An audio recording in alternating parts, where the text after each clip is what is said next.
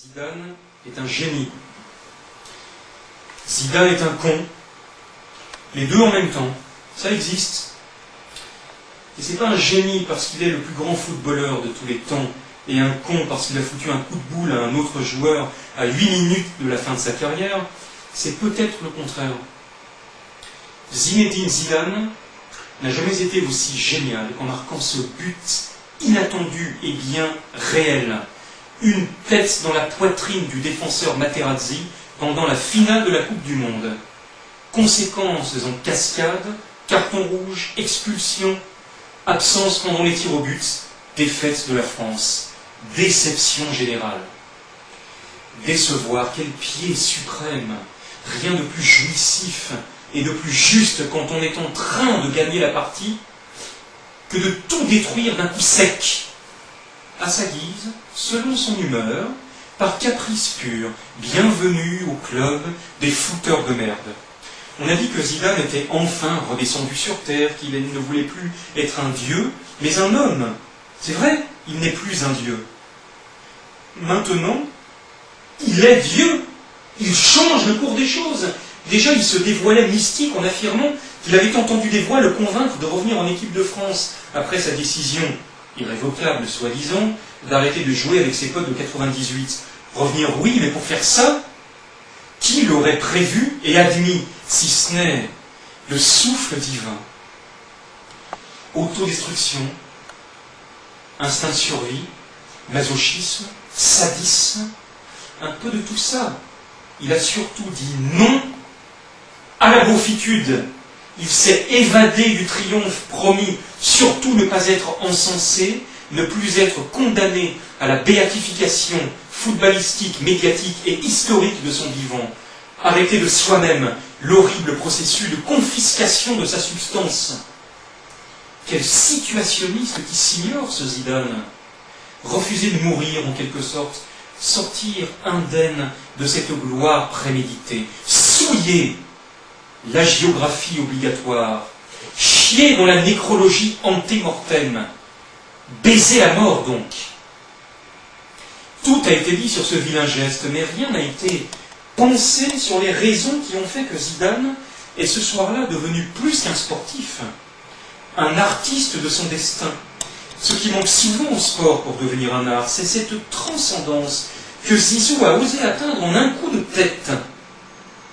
Et il l'a fait, seul, en égoïste, dans un sursaut de fidélité à son enfance, plus fort que tout.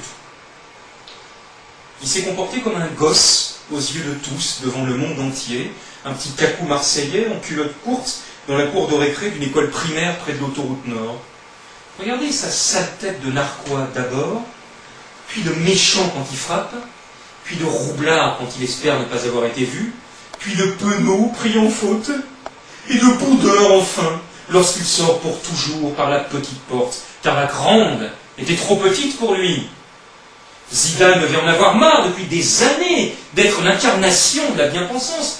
Même l'abbé Pierre a vécu son moment de malédiction, pourquoi pas lui?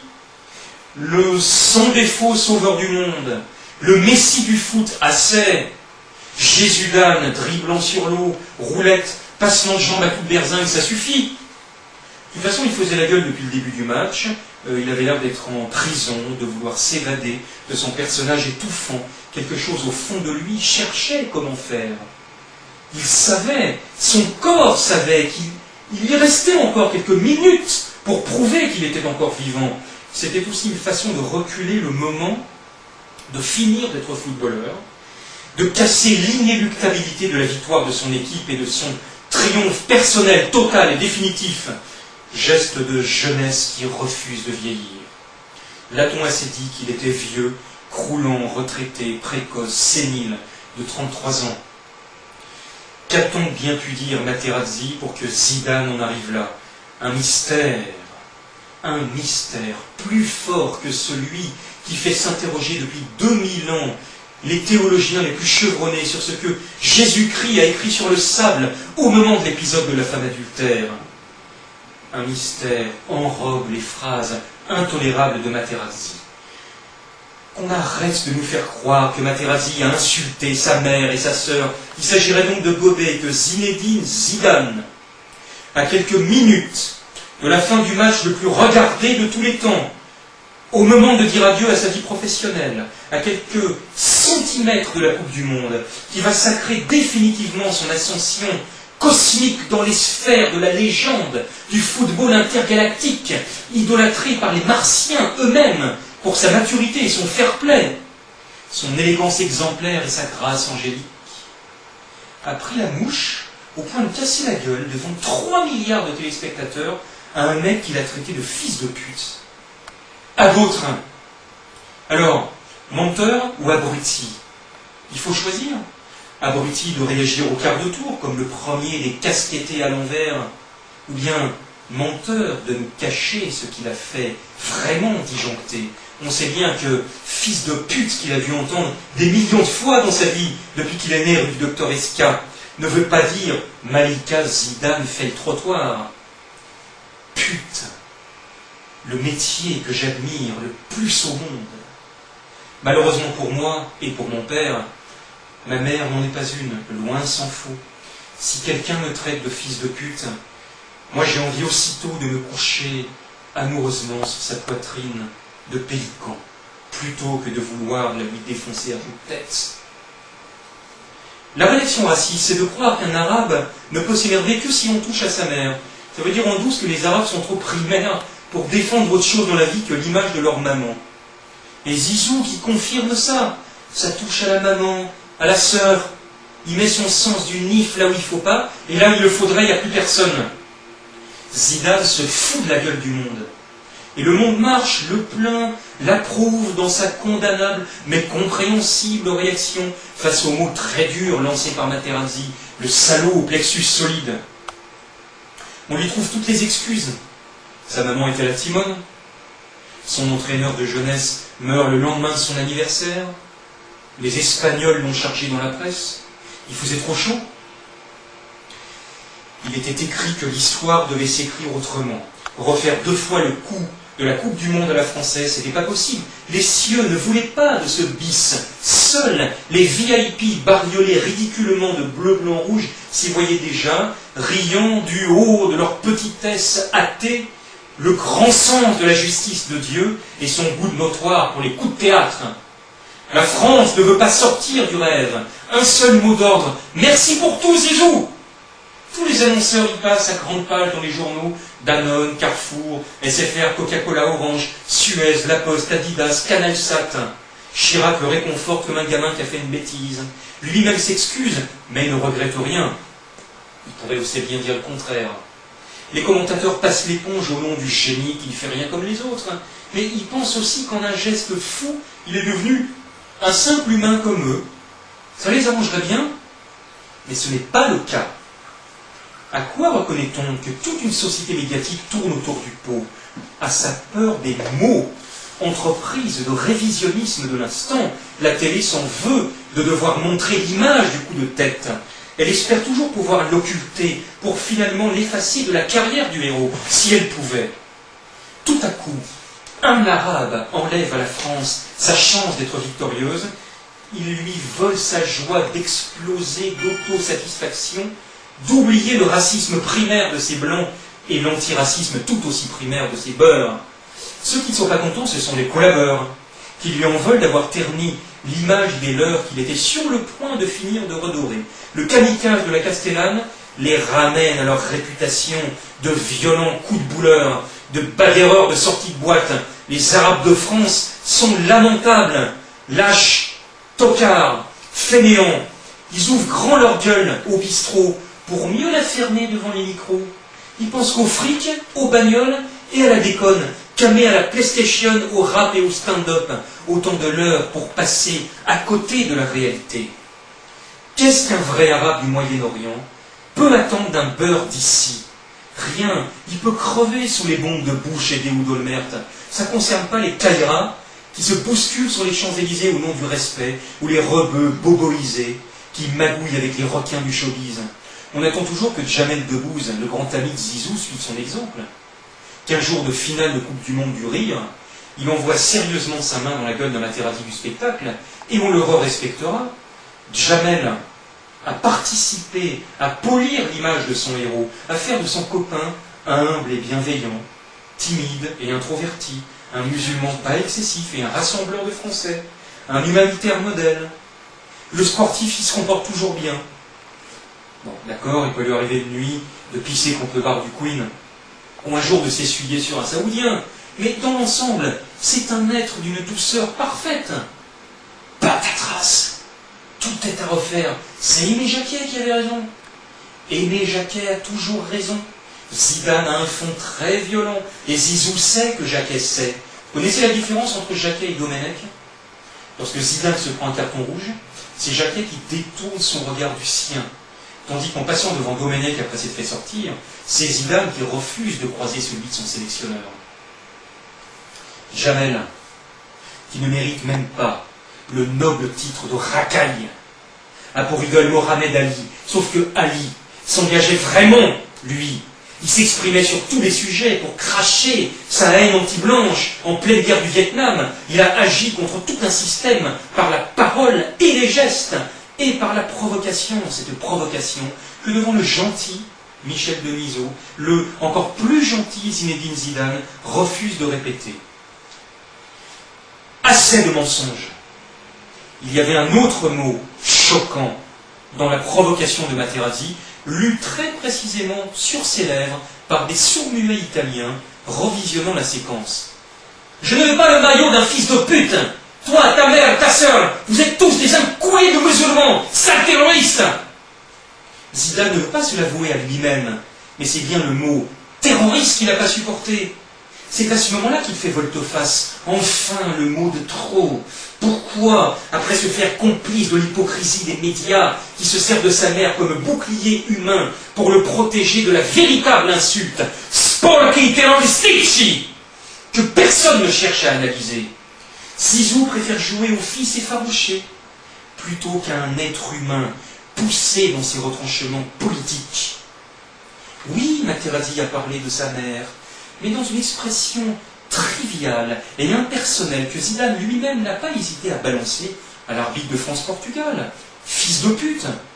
Le vrai sujet qui a fait sortir Zidane de ses gonds, c'est le terrorisme, et ça lui occulte. Pourquoi? Parce qu'il sait très bien ce qu'il a fait à cette finale. C'est un acte terroriste. Contre le foot, contre les médias, contre ses fans, contre la France, contre le monde. Et c'est Materazzi, habité lui aussi, sans le savoir, par une mission de vérité, dont il a été le jouet indispensable. Comme Judas devait trahir le Christ pour qu'il échappe à son destin de simple Messie, c'est Materazzi qui l'a poussé à l'accomplir, en trouvant les mots du blasphème qui seul pouvait faire sortir le vrai Yazid de la carapace du faux Zidane. L'Italien inspiré, on l'a vu tout au long du match, a visé juste. Ah, Zidane a dû être sacrément conditionné pour ne pas soulever le lièvre terroriste, alors que c'est ce mot, bien sûr, qui a fait ressurgir irrépressiblement sous forme de colère, tout au sa honte d'avoir gardé le silence depuis tant d'années sur la façon dont les Arabes sont traités. Materazzi lui a planté dans le dos la langue qu'il n'aurait pas dû garder dans sa poche sur la situation internationale, sujet plus intéressant que les problèmes des cités du 9-3. Qu'aiment évoquer en promo et sous les applaudissements d'un public payé par la télé les anti-sarkozystes démagogues. Zidane n'a pas été naturel. Pendant 10 ans, il a fait semblant de s'intégrer, et bien des signes montraient que le feu couvait sous la gentillesse tiédasse de ses interventions, pas seulement ses 13 cartons rouges précédant le plus beau de dimanche dernier, des signes dans la vie politique de la France et du monde auquel Zidane n'a jamais répondu. On est en 2006, on n'est plus en 98. Il s'en est passé les choses pour les Arabes. Le monde a changé du tout au tout depuis l'apothéose des Bleus sur les Champs-Élysées, le 3-0 contre le Grand Brésil, I Will Survive et on est les champions. Les deux têtes de Zizou, le 12 juillet 98, se sont métamorphosées en 2 tours.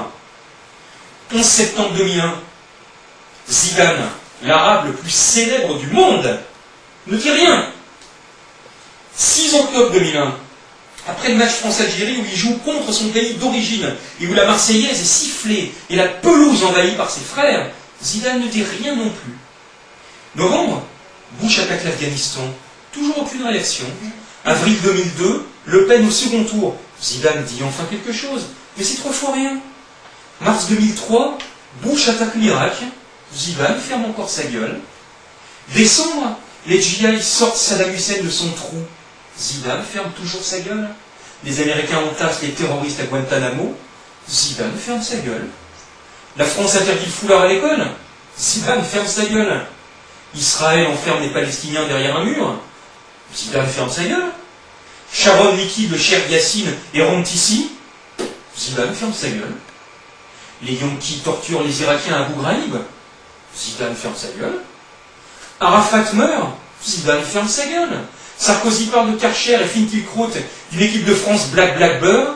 Zidane ferme sa gueule. 2 racailles poursuivis par les flics se font électrocuter. Ça entraîne des émeutes dans toutes les banlieues. Zidane ferme sa putain de gueule. À force de se taire, voilà ce qui arrive. On se nique la Coupe du Monde. Quelques mots de lui placés au bon moment auraient pu, sans changer le cours de l'histoire du 3e millénaire, délivrer bien des âmes captives, les soulager de l'injustice et de la frustration de ne pas pouvoir s'exprimer. Et qu'on ne me dise pas que c'était pas son rôle, c'était même sa responsabilité, pas besoin d'être un intellectuel pour dire simplement non. Zidane à Bagdad n'aurait pas empêché Bush de bombarder, mais le monde entier aurait compris le message. Il risquait rien. Et si vous voulez pas aller à l'hôtel Palestine infesté de journalistes, j'étais en face à l'Ishtar. On l'aurait refait le monde entre 2 bombes qui tombent. Nous, métèques nés à Marseille, les impulsifs de la clinique Bouchard. Aucun risque pour Zidane d'aller en Irak, avec toute la France derrière lui. Quel beau geste ça aurait été. De ne pas l'avoir fait, a abouti au coup de boule sur Materazzi. Le raccourci est inepte. Réfléchissez. Zidane a bien compris que son terrain d'expression était celui du foot. C'est donc là qu'il a réagi enfin à toute cette injuste guerre faite aux Arabes qui ne font que se défendre. C'est dans les mots mêmes de ses explications: je n'ai fait que réagir à une provocation. Que font donc les terroristes que de réagir aux provocations des Occidentaux qui spolient leurs terres, bafouent leur foi, exploitent leur manque de savoir-faire, moralisent leur obscurantisme et volent leurs richesses? Qui sait si toutes ces réalités ne se sont pas imprimées en lui d'une façon beaucoup plus traumatisante qu'on ne croit? En les refoulant, elles sont sorties comme ça, au moment le plus inattendu, sur le premier blond venu, pas tout à fait n'importe qui d'ailleurs, une brute d'Italie, comme par hasard, l'un des pays européens qui a accepté d'aller casser l'Irakien en Mésopotamie, aux côtés des salauds de Bush. Au bout d'un moment, ça s'accumule dans l'esprit et le cœur d'un Arabe, gavé d'images blessantes comme un fakir, avale des lames de rasoir. Il était prévisible que Yazid dégueule tout ça sous une forme ou sous une autre. 9 juillet 2006, à la 110e minute, à la fin de la prolongation du match France-Italie, Zidane parle. Enfin, et comme cette tête de con de son propre aveu a de beaux yeux mais ne sait pas parler, il agit. Ne vous y trompez pas, c'est encore de la parole, ce coup de boule. Tout le prouve. D'abord son originalité, Zidane n'a pas défoncé la tête, mais le thorax de Materazzi, jusqu'à vaciller lui-même de l'avoir fait si bien tomber sur le dos. C'est plus du foot, c'est de la boxe. D'ailleurs, Zinedine avait le poignet bandé et le poing serré comme ceux d'un boxeur. On aurait dit un bélier qui fonçait sur un rhinocéros et qui le mettait KO. Les 2 corps étaient dans une position magnifique à donner envie à Delacroix de repeindre sa lutte de l'ange avec Jacob. L'image dévoilée comme une révélation après l'action, telle l'image cachée dans le tapis, est arrangée parmi les plus belles de la télé. Ça en rappelle une autre. Oui, l'avion. L'avion de Mohamed Atta percutant la tour du World Trade Center. Toute proportion gardée, c'est la même chose. Avec la même violente beauté tragique, Zidane a envoyé sa tête d'arabe percuter le poitrail d'un occidental. Terroriste, terroristici, c'est l'insulte suprême. mais il faut l'entendre comme si